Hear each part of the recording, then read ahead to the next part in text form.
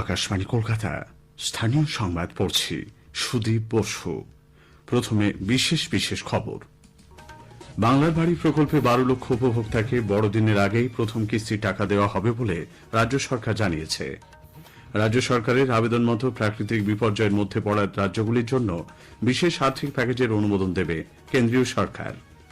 স্বনির্ভর গোষ্ঠীগুলিকে আর্থিকভাবে আরও শক্তিশালী করে তুলতে অতিরিক্ত 10 কোটি টাকা বরাদ্দ রাজ্যের।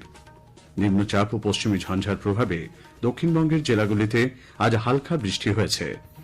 বিজয় হাজারে ট্রফি ক্রিকেটে বাংলা 6 উইকেটে দিল্লিকে হারিয়ে দিয়েছে। আইএসএল ফুটবলে যুব ভারতী ক্রীড়াঙ্গনে ইস্টবেঙ্গল মুখোমুখি হয়েছে জামশেদপুর এফসির। আসছি বিস্তারিত খবরে। বড়দিনের আগে বাংলার বাড়ি প্রকল্পে 12 লক্ষ উপভোক্তাকে প্রথম কিস্তির টাকা দেওয়ার কাজ শেষ হবে। রাজ্যের পঞ্চায়েত মন্ত্রী প্রদীপ মজুমদার জানিয়েছেন, প্রথম 4 দিনে 7 লক্ষ উপভোক্তার ব্যাংক অ্যাকাউন্টে টাকা পাঠানো হয়েছে। বাকি 5 লক্ষ অ্যাকাউন্টে বড়দিনের আগেই টাকা দেওয়ার লক্ষ্যে তাঁর দপ্তর কাজ করছে। প্রসঙ্গত, গত 17 ডিসেম্বর মুখ্যমন্ত্রী মমতা ব্যানার্জি বাংলার বাড়ি প্রকল্পের টাকা দেওয়ার সূচনা করেছিলেন। রাজ্য সরকারের আবেদন মেনে কেন্দ্রীয় সরকার প্রাকৃতিক বিপর্যয়ে পড়া রাজ্যগুলির জন্য বিশেষ আর্থিক প্যাকেজের অনুমোদন দেবে। জিএসটি কাউন্সিলের বৈঠকের আগে গতকাল রাজস্থানের জয়সলমীরে কেন্দ্রীয় অর্থমন্ত্রী নির্মলা সীতারমণ প্রাক বাজেট বৈঠকে বিভিন্ন রাজ্যের অর্থমন্ত্রীদের সঙ্গে আলোচনায় বসেন। সেখানেই কাউন্সিলের বৈঠকে যোগ দিতে যাওয়া রাজ্যের অর্থমন্ত্রী চন্দ্রিমা ভট্টাচার্য এই রাজ্যের মতো প্রাকৃতিক বিপর্যয়ে পড়া রাজ্যগুলির ক্ষতিগ্রস্ত এলাকা পুনর্গঠনের কাজ খানিকটা সহজ করতে বিশেষ আর্থিক সহায়তার আবেদন জানান। কেন্দ্রীয় মন্ত্রী তা মেনে নিয়ে ওই সমস্ত রাজ্যগুলির জন্য বিনা সুদে ঋণ দেওয়ার ব্যবস্থার বিষয়ে সম্মতি দিয়েছেন বলে নবান্ন সূত্রে খবর। পাশাপাশি বিভিন্ন রাজ্যকে 50 বছরের জন্য বিনা সুদে যে 50% হারে ঋণদানের সুবিধা দেওয়া হয় তার সুবিধা যাতে রাজ্য পায় সে বিষয়টি দেখবেন বলেও কেন্দ্রীয় অর্থমন্ত্রী আশ্বাস দিয়েছেন। উল্লেখ্য, আজ জয়সলমীরে 55তম জিএসটি কাউন্সিলের বৈঠক বসে। কেন্দ্রীয় অর্থমন্ত্রী নির্মলা সীতারমণের পৌরোহিত্যে বৈঠকে রাজ্যের প্রতিনিধিত্ব করেন অর্থমন্ত্রী চন্দ্রিমা ভট্টাচার্য। স্বনির্ভর গোষ্ঠীগুলিকে আর্থিকভাবে আরও শক্তিশালী করতে রাজ্য সরকার অতিরিক্ত 10 কোটি টাকা বরাদ্দ করেছে। আনন্দধারা প্রকল্পের আওতায় এই বরাদ্দ করা হয়েছে। এই সিদ্ধান্তের ফলে 12 লক্ষের বেশি স্বনির্ভর গোষ্ঠী ও তাদের সঙ্গে জড়িত 1 কোটি 21 লক্ষ পরিবার উপকৃত হবেন। প্রসঙ্গত, এর আগে রাজ্য সরকার স্বনির্ভর গোষ্ঠীর জন্য অনুদান বাড়ায়। 2021-22 আর্থিক বর্ষ থেকে এই অনুদানের পরিমাণ দ্বিগুণ করে 500 কোটি টাকা করা হয়েছে। 500 কোটি টাকা থেকে করা হয়েছে 1000 কোটি টাকা। রাজ্যের সমবায় ব্যবস্থাকে আরো মজবুত করতে সরকার এবার জেলায় জেলায় অতিরিক্ত জেলা শাসক পদমর্যাদার একজন আধিকারিককে নিয়োগ করার সিদ্ধান্ত নিয়েছে। সমবায় দপ্তরের সঙ্গে সমন্বয় রেখে তারা জেলায় জেলায় সারা বছর ধরে কাজ করবেন। প্রত্যেক মাসে সংশ্লিষ্ট জেলার সমবায় তাদের মাধ্যমে দেওয়া ঋণের হার বৃদ্ধি, নতুন সদস্য প্রভৃতি বিষয়ে রিপোর্ট তৈরির দায়িত্বেও থাকবেন এই আধিকারিকরা। রাজ্য সরকারের প্রস্তাব মেনে আচার্য তথা রাজ্যপাল সিভি আনন্দ বোস ড রফিকুল ইসলামকে আলিয়া বিশ্ববিদ্যালয়ের স্থায়ী উপাচার্য হিসেবে নিয়োগ করেছেন। উল্লেখ্য, রাজ্যের 36টি বিশ্ববিদ্যালয়ের মধ্যে এখনও পর্যন্ত 16টিতে উপাচার্য নিয়োগ করা হয়েছে। বাংলাদেশে মতুয়ারা কিছু কিছু জায়গায় অত্যাচারিত হচ্ছেন বলে বনগাঁ সাংসদ কেন্দ্রীয় জাহাজ প্রতিমন্ত্রী শান্তনু ঠাকুর অভিযোগ করেছেন। বাংলাদেশের অন্তর্বর্তী সরকার সংখ্যালঘুদের উপর অত্যাচার বন্ধে কোনো পদক্ষেপ নিচ্ছে না বলেও তিনি মন্তব্য করেন। আজ বনগাঁতে একটি প্রদর্শনীতে যোগ দিয়ে একথা বলেন কেন্দ্রীয় প্রতিমন্ত্রী। যেটা হচ্ছে সেটা ঠিক হচ্ছে না। বর্তমান বাংলাদেশের অন্তর্বর্তী সরকার একদম নেগলিজেন্সি করছে সমস্ত সংখ্যালঘুদের প্রোটেকশনের ক্ষেত্রে। এটা ঠিক নয়। হ্যাঁ, আমি প্রতিনিয়ত আমরা খোঁজ নিচ্ছি কোন স্থানে কি হচ্ছে না হচ্ছে। বিক্ষিপ্ত কিছু ঘটনা ঘটছে ওখানে অবশ্যই করে। স্পেসিফিক যে মতুয়াদের একটা বৃহত্তর গোষ্ঠী সেখানে ঢুকতে সাহস পাচ্ছে, কারণ তারা সংঘবদ্ধ।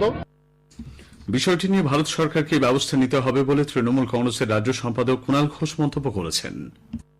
আমরা বারবার বলছি, বাংলাদেশে যে ঘটনা ঘটছে এটা হতে পারে না দিনের পর দিন। কেন্দ্রীয় সরকার বিবৃতি দিয়ে জানাচ্ছে 2200 আক্রমণ, 2200 ঘটনা ঘটেছে। কেন্দ্রীয় সরকার কি করছে বসে? মমতা বন্দ্যোপাধ্যায় মাননীয় মুখ্যমন্ত্রী বারবার বলেছেন এটা কিন্তু আমাদের রাজ্যের বিষয় নয়, এটা রাজ্যের এখতিয়ার নেই ব্যবস্থা নেওয়ার, ওটা আন্তর্জাতিক ইস্যু। কেন্দ্রীয় সরকার, ভারত সরকারের ব্যবস্থা নেওয়া উচিত। তো ভারত সরকার তো কিছুই করছে না। রাজ্য সরকার জমি অধিগ্রহণের ক্ষেত্রে সহযোগিতা না করায় রাজ্যের একাধিক রেল প্রকল্পের কাজ থমকে রয়েছে বলে রেল মন্ত্রক জানিয়েছে।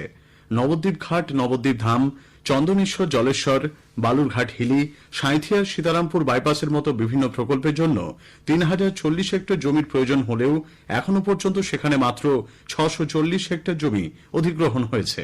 সেই কারণে বিভিন্ন প্রকল্পের কাজে এগোনো যাচ্ছে না বলে মন্ত্রকের তরফে দাবি করা হয়েছে। স্থানীয় সংবাদ শুনছেন আকাশবাণী কলকাতা কেন্দ্র থেকে। এখন বিজ্ঞাপন। আলু চাষে প্রধান শত্রু নাবি ধসা। এর বিরুদ্ধে দীর্ঘস্থায়ী সুরক্ষা মানে চাই সঠিক সময় বায়ার ইনফিনিটো। আলু লাগানোর 40 থেকে 45 দিনের মধ্যে অবশ্যই ইনফিনিটো প্রয়োগ করুন এবং নিশ্চিন্তে থাকুন।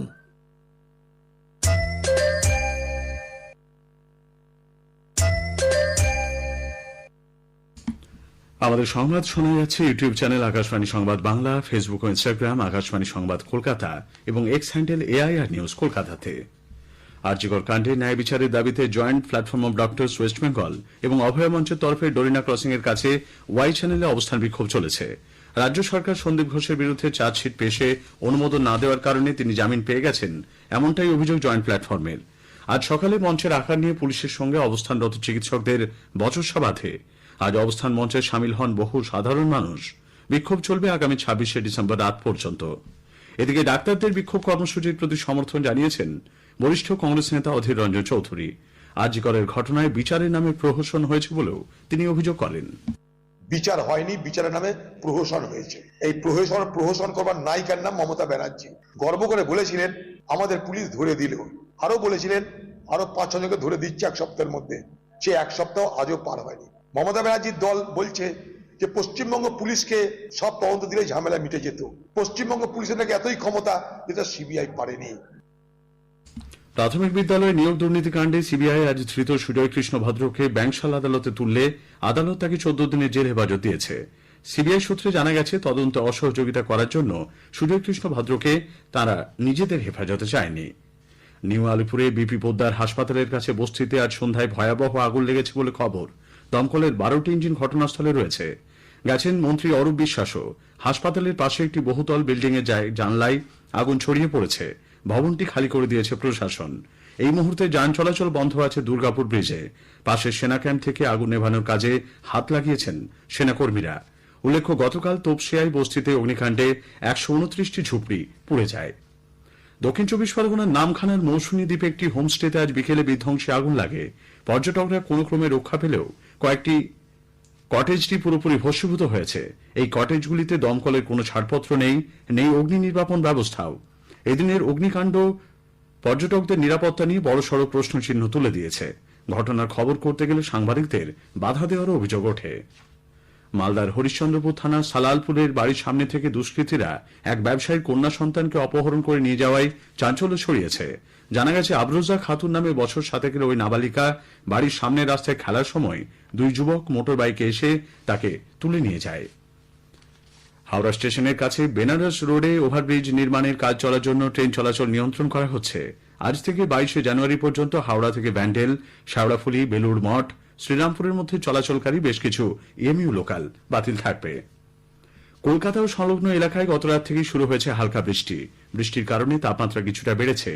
আলিপুর আবহাওয়া দপ্তরের পূর্বাঞ্চলীয় অধিকর্তা ডক্টর সোমনাথ দত্ত আকাশবাণীকে জানালেন, আজকে গাঙ্গেয় পশ্চিমবঙ্গের সব জেলাতেই বৃষ্টি হওয়ার সম্ভাবনা আছে। আগামীকাল গাঙ্গেয় পশ্চিমবঙ্গের কোনো জেলাতেই বৃষ্টিপাতের কোনো সম্ভাবনা নেই। আগামী ২৪ ঘন্টাতে মিনিমাম টেম্পারেচার ২ থেকে ৩ ডিগ্রি কমার সম্ভাবনা আছে। এবং যেহেতু আরেকটি ওয়েস্টার্ন ডিস্টারবেন্সও আসছে, তার প্রভাবের জন্য ২৪ ঘন্টার পরে কিন্তু ন্যূনতম তাপমাত্রা আবার বাড়ার সম্ভাবনা।